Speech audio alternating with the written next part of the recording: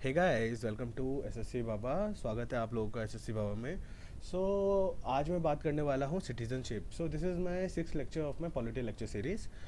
मैं उन लोगों से रिक्वेस्ट करता हूँ जो लोग ये लेक्चर मेरा पहली बार देख रहे हैं, तो आप प्लीज़ इसको स्टार्टिंग से देखिए, लेक्चर 1 से देखिए, तब आपको मज़ा आएगा।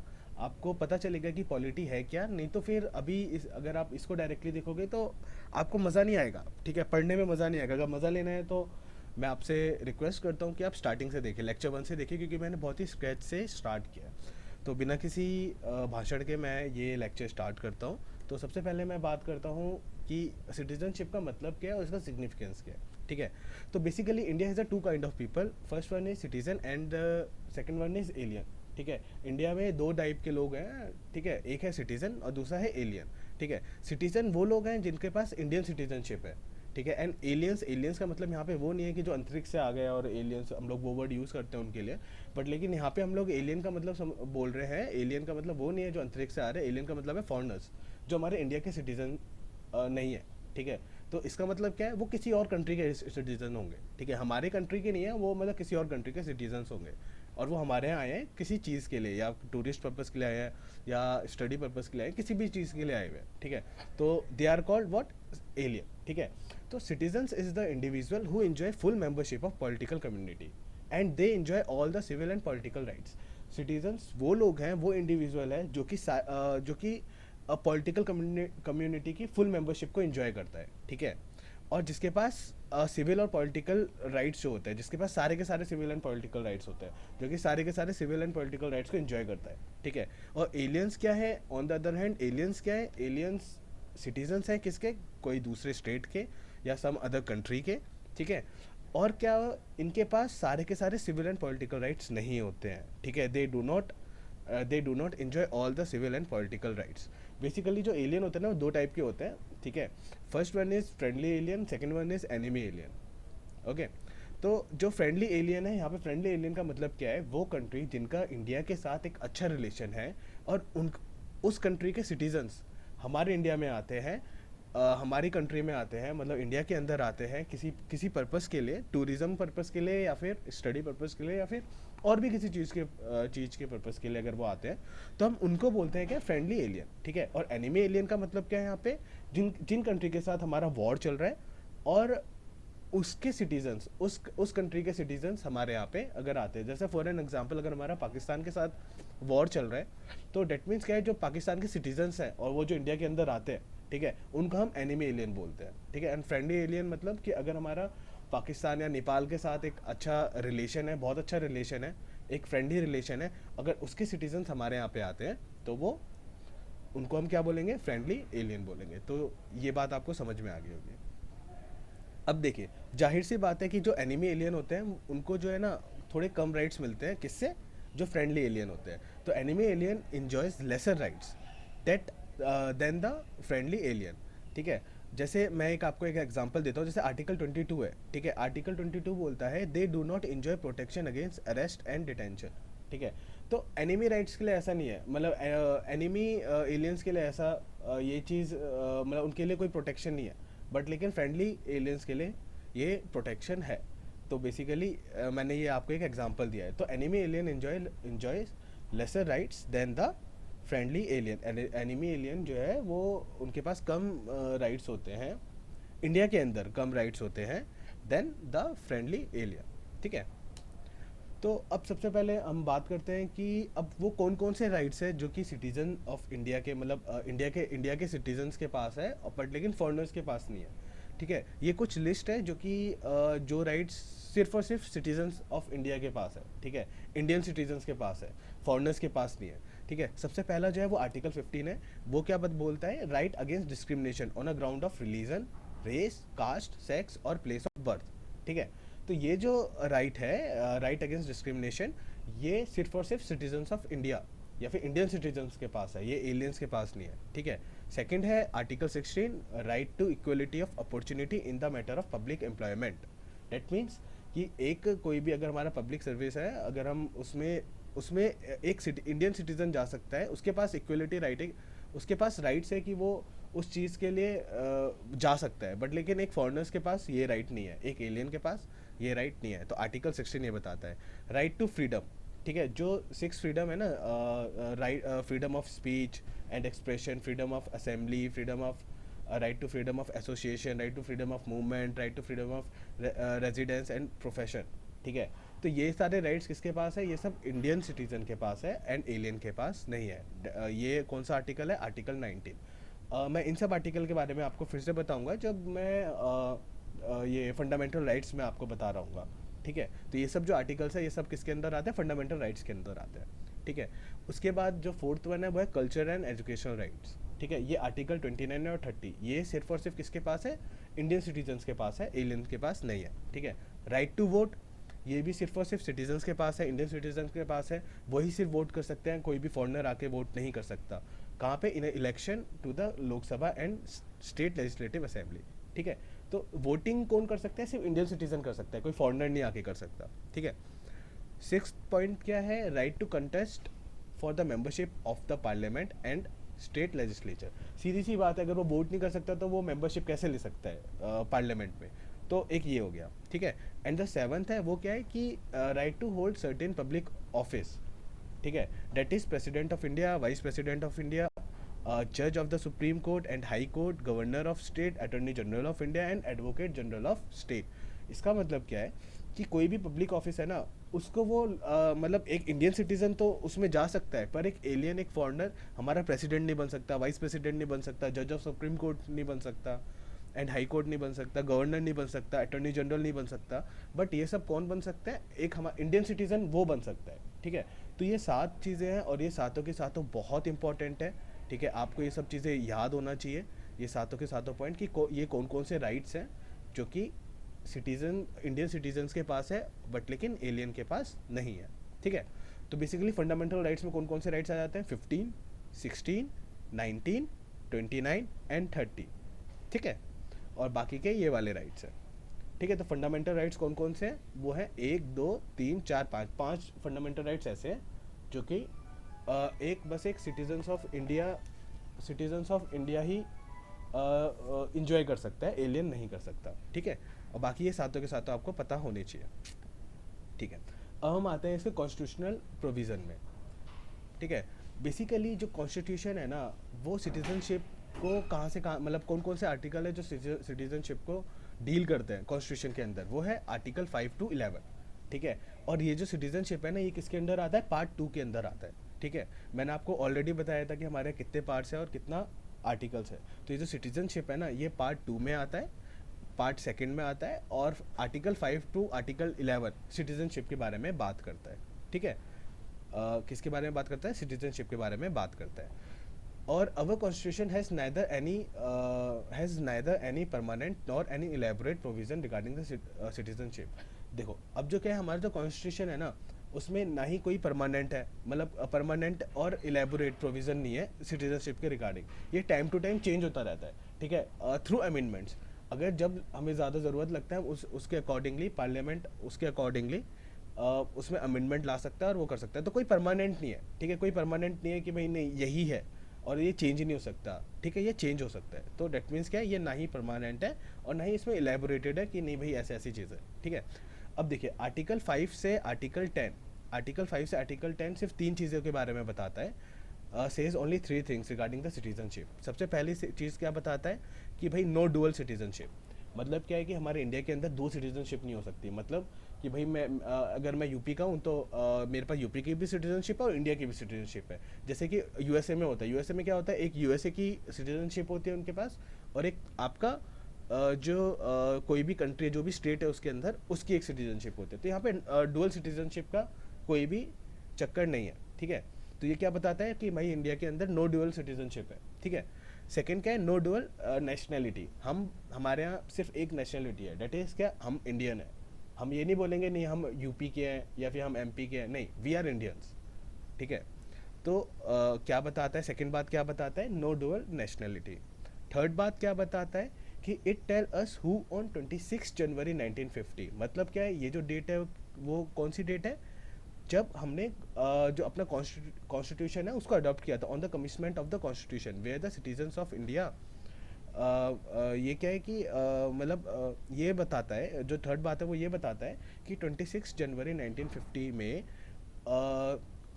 मतलब जब हमने अपना कॉन्स्टिट्यूशन को अडॉप्ट किया था, या फिर ये हम लोगों ने चालू करना स्टार्ट कर दिया था, इसको फॉलो करना स्टार्ट कर दिया था, तो उसके अंदर जो सिटीजन्स ऑफ इंडिया है वो चाहे कैसे भी आए हो, मतलब उस टाइम पे चाहे वो डोमिसाइल के थ्रू हो, माइग्रेशन के थ्रू हो, या फिर एंग्लो इंडियंस जो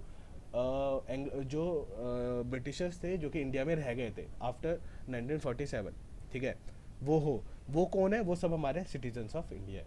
ठीक है, वो कौन है, वो सब हमारे सिटीजन्स ऑफ इंडिया है। ठीक है। अब आर्टिकल 11, 5 से 10 तक में बस यही तीन बात बोलते हैं। अब आर्टिकल 11 क्या बताता है? आर्टिकल 11 बताता है कि भाई देखो, पार्लियामेंट के पास पावर है to make any provision with respect to the acquisition and termination of citizenship and all others matters related to citizenship. मतलब क्या है इसका कि आर्टिकल 11 ये बताता है कि भाई देखो, पार्लियामेंट के पास पावर है कि वो अगर मतलब एक्विजिशन ऑफ सिटीजनशिप, मतलब क्या है कि अगर हम सिटीजनशिप ले रहे हैं, ठीक है, या टर्मिनेशन ऑफ सिटीजनशिप, या फिर हम सिटीजनशिप को टर्मिनेट कर रहे हैं, मतलब छोड़ रहे हैं या फिर लॉस्ट कर रहे हैं, ठीक है, इसके रिस्पेक्ट में कोई भी प्रोविज़न में वो चेंजेस ला सकता है या वो बना सकता है। ठीक है, जो कि रिलेट किससे करे, अगर वो सिटीजनशिप से रिलेट करता है। तो आर्टिकल 11 क्या बताते हैं कि भाई पार्लियामेंट के पास पावर है, वो कोई भी प्रोविज़न बना सकता है या फिर कोई भी प्रोविज़न को हटा सकता है। किसके रिलेट में? सिटीजनशिप के रिलेट में, कि भाई किसको सिटीजनशिप मिलनी चाहिए, किसको सिटीजनशिप नहीं मिलनी चाहिए, या कैसे मिलेगी, क्या है क्या नहीं है प्रोविज़न, वो पार्लियामेंट के पास पावर है, वो कर सकता है। ये क्या बताता है? ये आर्टिकल 11 हमें ये बात बताता है। ठीक है। अब भाई इसी पर्पज़ के लिए भाई पार्लियामेंट ने क्या किया, एक एक्ट बनाया जिसको हम बोलते हैं सिटीजनशिप एक्ट। कब बनाया था? इन 1955। कब बताया था? इन 1955। सिर्फ इसी पर्पज़ के लिए कि मतलब कैसे हमारा कैसे हम लोग सिटीजनशिप ले सकते हैं और कैसे हम लोग अपनी सिटीजनशिप को टर्मिनेट कर सकते हैं या फिर लूज़ कर सकते हैं। ठीक है, चलिए अब हम बात करते हैं सिटीजनशिप एक्ट 1955 की। ठीक है। अब भाई ये जो एक्ट है ना, वो क्या बताते हैं? बस दो बातें बताता है। पहली बात क्या है कि कैसे हम एक्यूज़ कर सकते हैं, कैसे हम सिटीजनशिप को ले सकते हैं, और दूसरा क्या, कैसे हम टर्मिनेट कर सकते हैं, कैसे हम अपनी सिटीजनशिप को लॉस कर सकते हैं, छोड़ सकते हैं। ठीक है, after the commitment of the constitution, उसके बाद ही ये बनाया गया था। जब हमने कॉन्स्टिट्यूशन को अडॉप्ट कर लिया था, उसके बाद ये सिटीजनशिप एक्ट बनाया गया था 1955 पे, जिसमें ये दो बातें लिखी गई हैं कि कैसे हम एक्यूज कर सकते हैं, कैसे हम ले सकते हैं, दूसरी बात कैसे हम मतलब टर्मिनेट कर सकते हैं या फिर कैसे हम खो सकते हैं अपनी सिटीजनशिप। ठीक है। अब तक क्या है कि जो हमारा सिटीजनशिप एक्ट है 1955 का, वो 4 बार अमेंड हुआ है।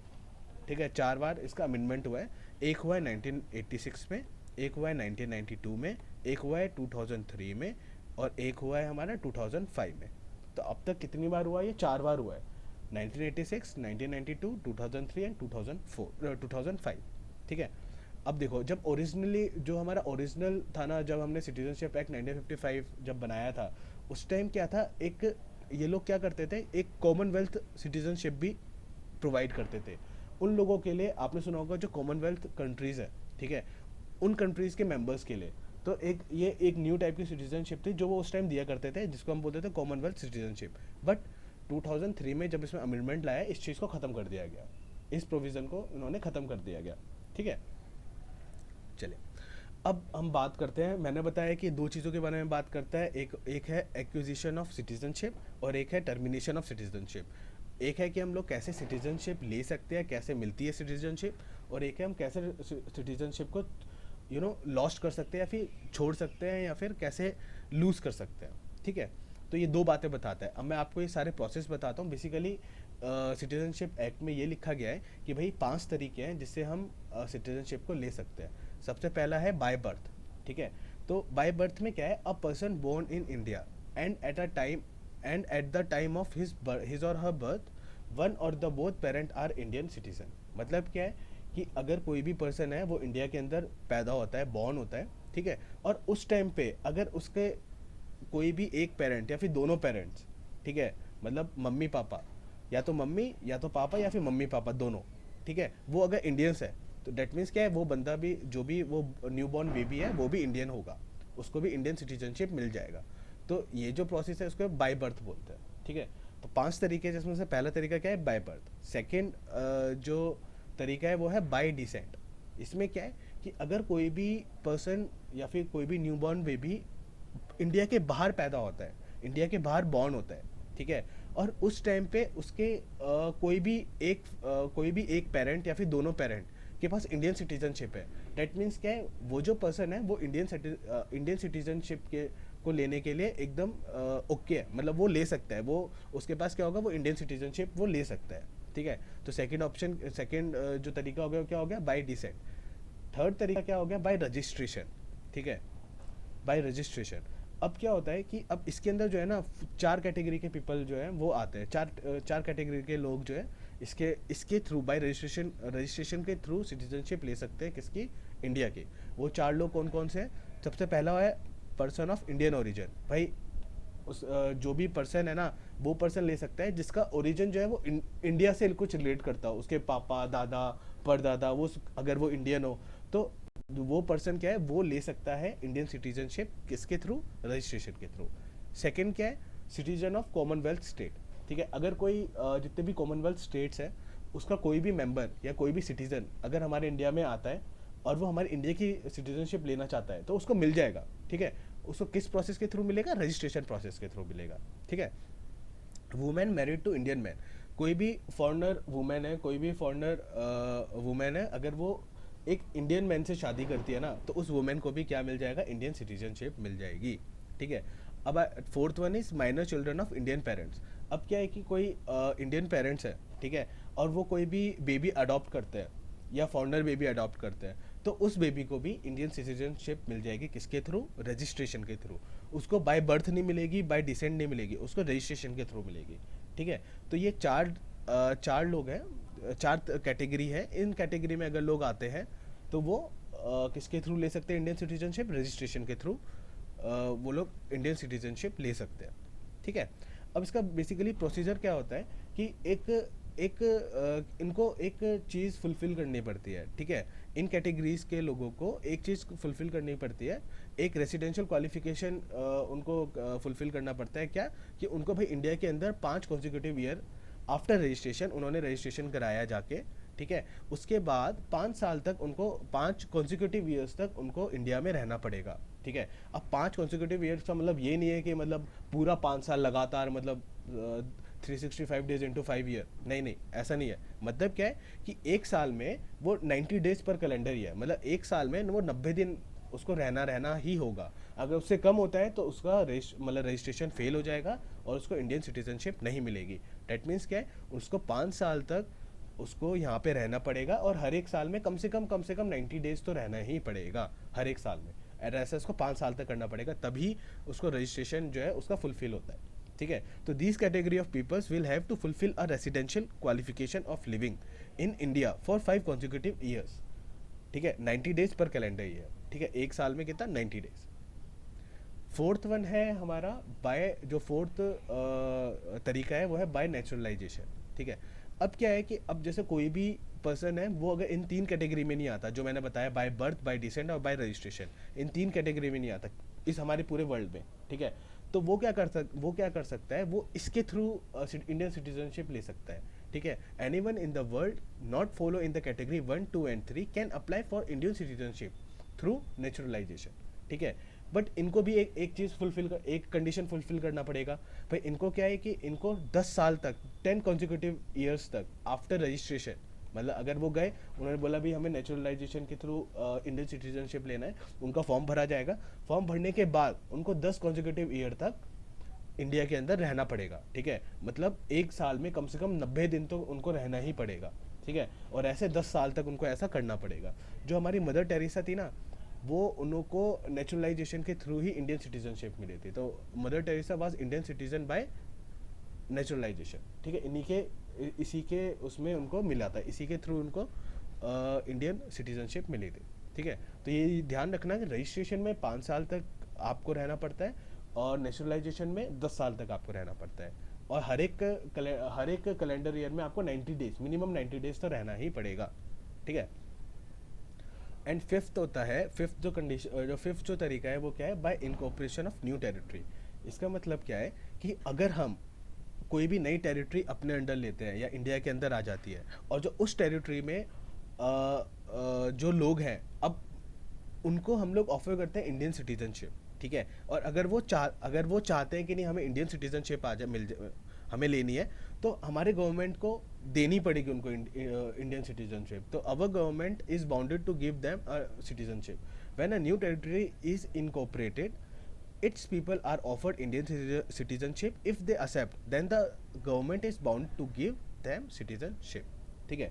मतलब क्या है, जैसे मैं एग्जांपल देता हूँ पौंडीचेरी, ठीक है, जिसको हम पुद्दुचेरी बोलते हैं। तो पहले वो हमारे अंडर नहीं था, हम लोगों ने बाद में उसको इंडिया के अंदर आया। तो उसके जो सिटीज़न है ना, अगर वो हमारे इंडिया की सिटीजनशिप लेना चाहते हैं, ठीक है, तो हमें देनी पड़ेगी। तो उनको इस तरीके से इंडियन की सिटीजनशिप मिल सकती है। तो एक तरीका ये है, ठीक है। तो पांचों तरीके आपको समझ में आ गया। पांचों तरीके कौन कौन से हैं? सबसे पहला है by birth, second by decent, third है बाय रजिस्ट्रेशन, फोर्थ है बाय नेचुरलाइजेशन एंड फिफ्थ है bye incorporation of new territory. ये आपको पांचों याद होनी चाहिए, बहुत इंपॉर्टेंट है, बहुत बार पेपर में पूछा जाता है, ठीक है। चलिए, अब मैंने सेकेंड चीज़ के बारे में मैंने आपको बात बताया था कि हमारा सिटीजनशिप एक्ट और दूसरी बारे में क्या बात करता है, वो कि हमारा कैसे टर्मिनेट होगी सिटीजनशिप, या कैसे हम लोग खो सकते हैं सिटीजनशिप को, ठीक है। देखो, इसके तीन तरीके हैं बेसिकली। तीन तरीके के थ्रू या तरीके के थ्रू हमारे इंडियन सिटीजनशिप को हम टर्मिनेट कर सकते हैं, या फिर हम खो सकते हैं, ठीक है, लॉस कर सकते हैं इंडियन सिटीजनशिप को। सबसे पहला है बाय रेन्यूसिएशन, ठीक है। इसमें क्या होता है कि अभी कोई बंदा है, a person voluntary surrender the citizenship of India on acquiring the citizenship of another country. कोई पर्सन है, वो किसी दूसरी कंट्री में जाता है, ठीक है, और वहाँ की सिटीजनशिप लेता है, और वो आके फिर बाद में इंडिया की सिटीजनशिप को सिलेंडर कर देता है वहाँ की एम्बेसी में जाके, इंडियन सिटीजनशिप को सिलेंडर कर देता है। तो मतलब क्या है कि इसके थ्रू ऐसे इस चीज़ के थ्रू वो अपनी इंडियन सिटीजनशिप को लॉस कर देता है, वो खो देता है और दूसरी कंट्री की सिटीजनशिप ले लेता है। तो इस प्रोसेस को बोलते हैं रिनोसिएशन, ठीक है। सेकेंड होती है बाय टर्मिनेशन। अब क्या है कि कोई पर्सन है, ठीक है, अब वो गया मतलब किसी दूसरी कंट्री में, और वहाँ की उसने सिटीजनशिप ले ली, ठीक है। बट लेकिन अब उसने आके इंडिया की सिटीजनशिप को सिलेंडर नहीं किया, इंडिया की सिटीजनशिप को उसने ख़त्म नहीं किया, ठीक है, लॉस नहीं किया। तो हमारी जो गवर्नमेंट है, जो इंडिया है, ठीक है, वो क्या करेगा, जो वहाँ की जो हमारी जो गवर्नमेंट है, वो उसकी सिटीजनशिप को टर्मिनेट कर देगी, ठीक है, वो खुद ब खुद टर्मिनेट कर देगी, ठीक है। तो एक्चुअली ये एक तरीके से क्राइम होता है, नॉट हम क्राइम नहीं बोल सकते, बस एक इसके लिए एक नया टर्म दिया हुआ है कि जिसमें उस पर्सन ने, उस बंदे ने वॉलेंटरी सिलेंडर नहीं किया है, खुद से जाके सिलेंडर नहीं किया है, इसमें गवर्नमेंट ने टर्मिनेट कर दिया उसका सिटीजनशिप को। रेनोसिएशन में क्या होता है कि वो जो बंदा है, वो जो पर्सन है, वो खुद जाके अपनी सिटीजनशिप को टर्मिनेट करवाता है, या फिर लॉस करवाता है, या फिर देता है, ठीक है, या ख़त्म करवाता है अपनी इंडियन सिटीजनशिप को, ठीक है। बट टर्मिनेशन में ऐसा नहीं है, वो बंदा खुद नहीं जाता, गवर्नमेंट उसको टर्मिनेट करती है, उसकी सिटीजनशिप को, ठीक है। तो if a person on acquiring the citizenship of another country and does not voluntary surrenders the citizenship of India, then his citizenship may be terminated, उसकी सिटीजनशिप जो है टर्मिनेट हो जाएगी, ठीक है। देखो, तो और जो थर्ड तरीका है वो है डेप्रीवेशन, ठीक है। अब क्या है कि ये जो थर्ड तरीका है ना, टर्मिनेशन और डेप्रीवेशन, अगर कोई एलियन है, कोई बाहर का बंदा है, उसके लिए तो सेम वर्ड है, बट अगर कोई इंडियन है, उसके लिए ये दोनों चीज़ें अलग अलग हो जाती हैं, ठीक है। उसके लिए क्या है, अगर कोई इंडियन है तो उसके लिए क्या है, it is a compulsory termination of Indian citizenship by the central government if, मतलब ये कंपलसरी टर्मिनेशन होता है एक इंडियन सिटीजनशिप का। कौन करता है? सेंट्रल गवर्नमेंट करते हैं, अगर इफ़। अब कब कब होती है, ठीक है, अब इसके थ्रू, डेप्रीवेशन के थ्रू कब कब इंडियन सिटीजनशिप को टर्मिनेट किया जाता है, ठीक है।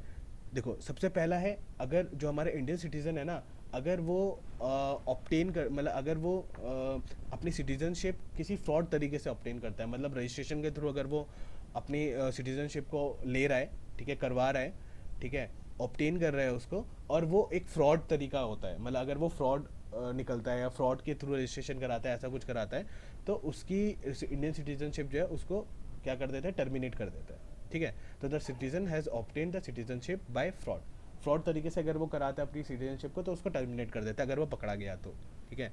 सेकेंड क्या है, the citizen has shows disloyalty to the constitution of India, ठीक है, या वो सिटीजन अगर वो डिसलॉयल्टी शो करता है हमारे कॉन्स्टिट्यूशन ऑफ इंडिया के खिलाफ, तो फिर वो उसकी भी इंडियन सिटीजनशिप जो है उसको क्या कर देंगे, ख़त्म कर देंगे, टर्मिनेट कर देंगे, ठीक है।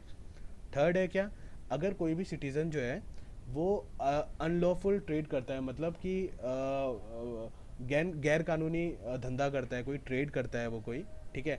या फिर वो कम्युनिकेट करता है हमारी कोई किसी भी एनिमी कंट्री से, ठीक है। अगर उसके साथ हमारा वॉर चल रहा है, जैसे पाकिस्तान के हमारे साथ वॉर चल रहा है और कोई बंदा है वो उनके साथ कम्युनिकेट कर रहा है, बात कर रहा है उनसे, या हमारी कोई ऐसी इन्फॉर्मेशन उनको दे रहा है, तो उसकी सिटीजनशिप भी हम लोग टर्मिनेट कर देते हैं, ठीक है, इस प्रोसेस के थ्रू, डेप्रीवेशन के थ्रू, ठीक है। अब क्या है कि अब अगर कोई सिटीज़न है उसे रजिस्ट्रेशन के थ्रू या फिर नेचुरलाइजेशन के थ्रू, अगर वो रजिस्ट्रेशन करा रहा है, कोई भी सिटीज़न है वो रजिस्ट्रेशन करा रहा है, इंडियन सिटीजनशिप लेना चाह रहा है थ्रू रजिस्ट्रेशन और नेचुरलाइजेशन, तो उसमें क्या होता है भाई, एक में 5 साल के लिए होता है और एक में 10 साल के लिए होता है कि भाई आपको इंडिया के अंदर रहना पड़ेगा। अब उस 5 साल या फिर 10 साल में अगर वो जेल में बंद होता है फॉर 2 ईयर्स, ठीक है, वो जेल में बंद होता है किसी भी कंट्री में, किसी भी कंट्री में जाके या फिर हमारी कंट्री में जाके अगर वो जेल में बंद होता है 2 साल के लिए, तो हमारी जो गवर्नमेंट है वो क्या करती है, उसका इंडियन सिटीजनशिप जो है वो टर्मिनेट कर देती है, ख़त्म कर देती है, भाई नहीं आपको नहीं मिलेगी हमारी इंडिया की सिटीजनशिप, ऐसे, ठीक है। अब क्या है कि जो हमारा जो फिफ्थ पॉइंट है वो क्या है कि the citizen has been ordinarily residence out of the India for 7 year continuously. अगर हमारा कोई इंडियन सिटीजन है, ठीक है, वो किसी भी कंट्री में जाता है, वो 7 साल तक कंटिन्यूसली वहाँ पे रहता है, वो इंडिया में आता ही नहीं है एक भी बार, ठीक है, वो आता ही नहीं है। अगर 7 साल से ज़्यादा हो जाता है ना, या तो वो इन्फॉर्म कर दे एम्बेसी में कि हाँ ठीक है इस काम के लिए, वो कोई इन्फॉर्मेशन नहीं देगा, कुछ नहीं देता, और वो कंटिन्यूसली किसी दूसरी कंट्री में रहता है और हमारे इंडिया में नहीं रहता, तो उसकी भी इंडियन सिटीजनशिप को हम लोग टर्मिनेट कर देते हैं, उसकी भी इंडियन सिटीजनशिप को हम लोग हटा देते हैं, ठीक है। अगर कोई पढ़ाई के लिए जाता है या किसी चीज़ के लिए जाता है तो वो इन्फॉर्म करता है, ठीक है, कि मैं वहाँ पे पढ़ाई के लिए या फिर स्टडी पर्पस या फिर जॉब पर्पस इस चीज़ के लिए गया हुआ, ठीक है, तो तब नहीं टर्मिनेट करेंगे। अगर उसको कोई इन्फॉर्मेशन भी नहीं है, कुछ भी नहीं है, और वो 7 साल से ज़्यादा बाहर ही रहता है, ठीक है, इंडिया में एक भी बार नहीं आया, एक भी बार नहीं आया, तो मतलब क्या है, उस तो हम लोग ये समझते हैं कि भाई वो अब दूसरी कंट्री का सिटीजनशिप है और हम उसकी सिटीजनशिप को टर्मिनेट कर देते हैं इस प्रोसेस के थ्रू, डेप्रीवेशन के थ्रू। सो गाइज इन सब में सिटीजनशिप में बस इतना ही है, आपको ये सब जो जो मैंने पॉइंट्स बताए हैं वो आपको ध्यान रखने बहुत ज़रूरी है, बहुत इंपॉर्टेंट है। सो गाइज मैं ख़त्म बंद करता हूँ इस वीडियो को, यहाँ पे वाइंड अप करता हूँ। सो अगर आपको मेरा वीडियो अच्छा लगता है तो यार लाइक बटन हिट कर दिया करो, कुछ जाता नहीं है उसमें, अगर और जितने ज़्यादा लोग देखते हैं उतने ज़्यादा लोग मुझे अच्छा लगता है, ठीक है, मुझे मोटिवेशन मिलता है कि मैं जल्दी जल्दी बनाऊँ, ठीक है। एंड प्लीज़ यार सब्सक्राइब करो, इसके अंदर लक्ष्मीकांत मारो या फिर जो करना है तुम करो, बट मेरे चैनल को सब्सक्राइब कर दिया करो यार, अगर देखते हो मेरा वीडियो तो प्लीज़ सब्सक्राइब कर दिया करो। और हाँ, मैं एक चीज़ और बोलना चाहता हूँ, मैं किसी को फोर्स नहीं करता हूँ कि आप मेरा वीडियो देखो, आप खुद से देखते हो, तो प्लीज़ कोई गंदा कमेंट है, उल्टा सीधा कमेंट मत किया करो। अगर कोई कमेंट करना है तो एक अच्छा करो या कोई सजेशन दो, ठीक है, क्योंकि मैं यहाँ पे ना ही मैंने आपसे कोई पैसे लिए हैं, ना ही मैंने कुछ किया, ये काम मुझे अच्छा लगता है, मैं इसलिए करता हूँ। मुझे अच्छा लगता है कि मैं उन लोगों की हेल्प करूँ जिनके पास सीरियसली जो लोग कोचिंग क्लासेस नहीं जा पाते हैं, मैं सिर्फ और सिर्फ उनके लिए वीडियोस बनाता हूँ, ना कि मैं कुछ सुनने के लिए कुछ ऐसे करने के लिए वीडियोस बनाता हूँ। So guys please try to understand me, ठीक है। एंड आप जितना ज़्यादा मेरी वीडियोस को शेयर करोगे तो यार उतना ज़्यादा लोग आएंगे, जितने ज़्यादा लोग आएंगे यार उतना ज़्यादा मुझे अच्छा लगेगा कि हाँ मेरे वीडियोस बहुत ज़्यादा लोग देख रहे हैं, बहुत ज़्यादा लोग पसंद कर रहे हैं, और तभी मेरे को मोटिवेशन मिलेगा यार, और तभी मैं बहुत जल्दी जल्दी वीडियोस बनाऊंगा, तभी मुझे अच्छा लगेगा। मुझे अच्छा लगता है जब मेरे व्यूज़ बढ़ते हैं, मैं अच्छे कमेंट्स देखता हूँ, पर लेकिन मैं डीमोटिवेट तब होता हूँ जब मेरे पास कोई नेगेटिव कमेंट आता है, कोई उल्टा सीधा बोलता है। आपको कोई प्रॉब्लम है आप उसको शेयर करो, ठीक है, ना कि उसको गलत तरीके से प्रेजेंट करो, ठीक है। आपको कोई भी चीज़ आप मुझे बताओ, मैं आप ही के लिए हूँ यहाँ पे, ठीक है, मैं आपकी हेल्प कर रहा हूँ, मेरे को कुछ मिल नहीं रहा है इस चीज़ से, ठीक है, मैं बस आपकी हेल्प करना चाहता हूँ, मुझे अच्छा लगता है। अगर मेरा ये एम है, अगर मैं 100 लोगों को भी पढ़ा पाऊँ ना अपने इस तरीके से, तो मेरा ये इस चैनल का जो मोटिव है वो मेरा पूरा हो जाएगा। मैं बस यही बात बोलना चाहता हूँ। तो okay guys, bye bye, take care, thank you. और फिर से मैं बोलता हूँ, अगर वीडियो अच्छा लगा है तो प्लीज़ यार लाइक करो यार, सब्सक्राइब करो यार, और शेयर करो ना यार, जितना ज़्यादा शेयर करोगे उतना ही अच्छा है यार। Okay guys, bye bye, take care, all the best, bye.